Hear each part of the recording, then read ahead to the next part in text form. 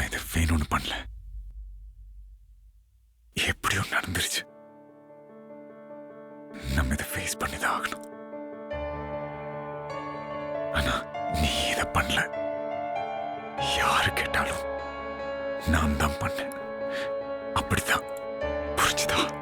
Accident தானே, அப்புறம் எதுக்கு நான் பண்ணதை நீங்க பண்ணதா சொல்லணும்? சக்தி, சக்தி, தயவு செஞ்சு நான் சொல்றத மட்டும் கேளு.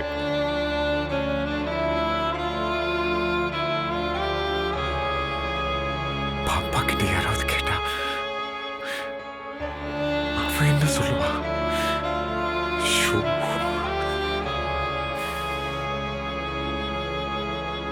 இதை நான்